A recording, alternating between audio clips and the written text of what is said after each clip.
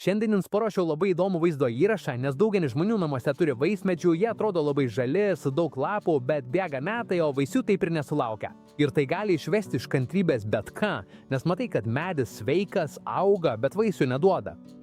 Na, o šiandienos vaizdo įraše pasidalinsiu 3 būdais, kaip priversti tavo vaismedį pagaliau pradėti duoti vaisių. Ir pasakysiu tau kai ką, šių būdų bet kur tikrai nepamatysi. Tai metodai, kurie buvo perduodami iš kartos į kartą. Todėl būk atidus, nes šiuo atveju tau nereikės jokių įrankių ar kažko ypatingo, tiesiog pažiūrėk visą vaizdo įrašą ir suprask, kaip teisingai jos pritaikyti.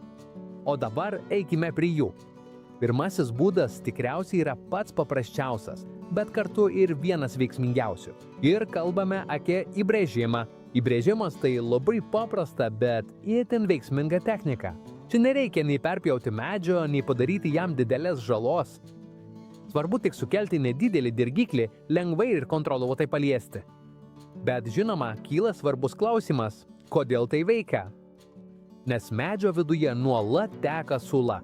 Viena sula kyla aukštyn, kita leidžiasi žemyn, būtent ji perneša maistingasias medžiagas, energiją ir visą, ko medžiui reikia augti.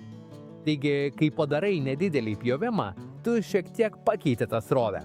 Tu jos neužblokuoji, nesukeli rimtos žalos, bet pakanka, kad medis pajustų, jog kažkas pasikeitė. Ir medis tai supranta kaip pavojaus signalą. O ką jis daro automatiškai? Jis aktyvina natūralų atsaką. Ir tame atsakė yra vienas labai svarbus dalykas. Medis pradeda teikti pirmenybę dauginimuisi. O ką tai reiškia? Daugiau žydėjimo ir daugiau vaisių, nes galiausiai medžio tikslas yra ne tik augti, bet ir daugintis. Taigi, kai medis pajunta tokį stimulą, jis pakeičia savo elgesį. O dabar pereikime prie svarbiausio – kaip tai padaryti teisingai. Kad tai padarytume tinkamai, mums reikia įrankio. Tai gali būti peiliukas, peilis, bet svarbiausia, kad jis būtų švarus, gerai dezinfekuotas. Šiuo atveju, norint padaryti įpjovimą, darysime 2 lygiagrečius išilginius pjovius, maždaug 2 colių ilgio. Ir tai yra labai svarbu. Pjovis skirtas tik žieviai perpjauti. Nereikia pjauti giliai, nereikia pasiekti medienos, tiesiog pažymėti žievę.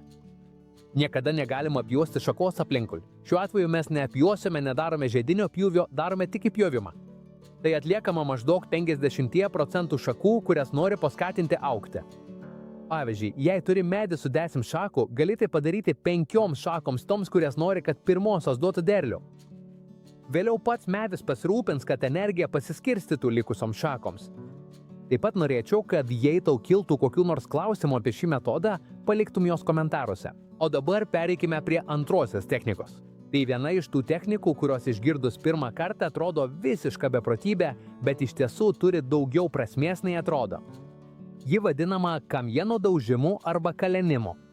Taip, žinau, skamba keistai, netgi šiek tiek laukiniškai, bet ši praktika naudojama jau labai seniai, ypač kaimo vietovėse, tokiems medžiams kaip alyvmedis ar figmedis medžiams, kurie auga stipriai, labai energingai, bet dėl kažkokių priežasčių vis tiek neduoda vaisių. Ir čia praverčia šį techniką. Iš ko jie tiksliai susideda? Labai paprasta. Reikia lengvai ir kontroliuotai suduoti keletą švelnių smūgių į kamieno pagrindą. Jokios brutaliai naudojamos jėgos, jokio visos savo energijos išliejimo ant medžio. Tikslas nėra jį sužeisti, o paskatinti, nes mums rūpi nematoma žala, o nedidelis vidinis pokytis beveik nepastebimas, bet pakankamas, kad sukeltų reakciją.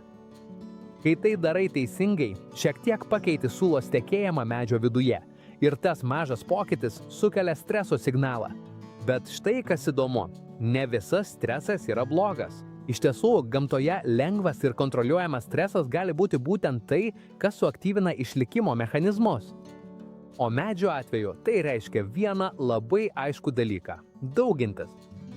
Tarsi medis pagalvotų, kažkas negerai, turiu pasirūpinti savo palikuonėmis. Ir būtent tada jis pradeda keisti savo elgesį, nustoja tiek daug dėmesio skirti augimui ir ima susitelkti į žydėjimą bei vaisių brandinimą. Tačiau tai reikia daryti protingai. Kaip tai padaryti teisingai? Labai paprasta. Dabar lengvai suduosime kelis smūgius plaktuku, bet nesiekdami pažeisti žievės. Tiesiog sukelsime nedidelį stresą prie pagrindo. Keli smūgiai ir to visiškai pakaks. Galima tai padaryti keliose vietose, taip, bet su saiku. Nereikia to kartoti nuolat ar paversti agresiją. Iš tiesų yra labai aiškus ženklas, rodantis ar persistengiai.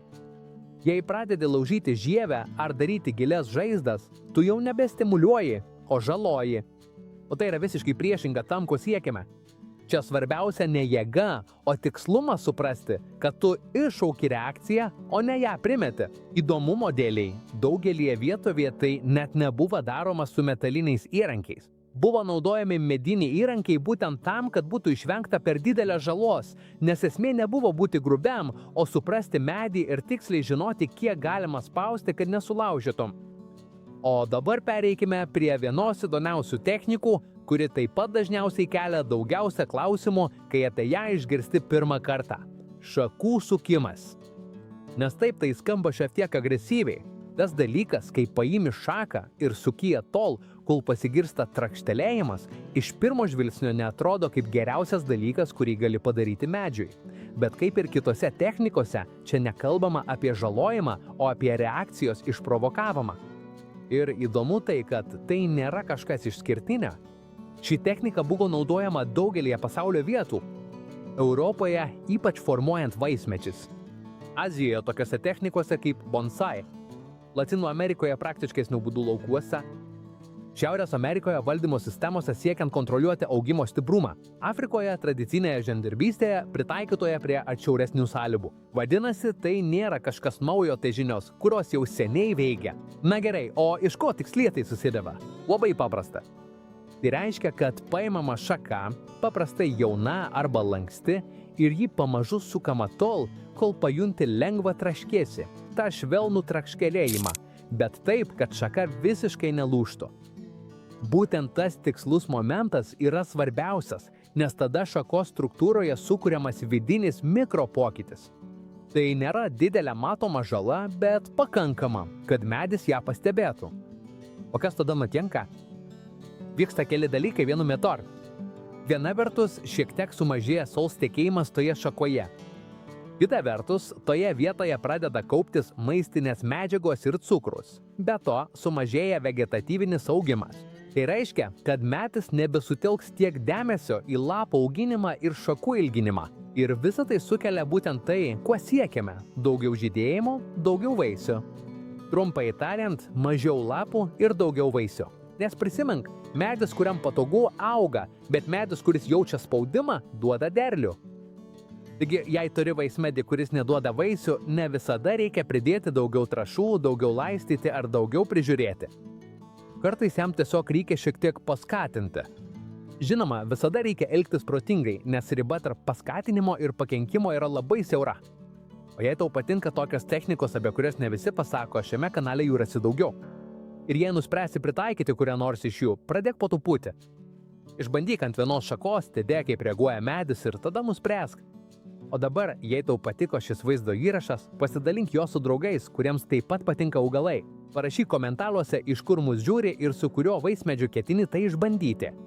Tikrai atsiras ir kitų, kurie galės tau padėti pagal tavo situaciją. Labai ačiū, kad esi čia, o jei dar neužsiprenumeravai, prenumeruok. Paspausk patinka ir susitiksime kitame vaizdo įraše.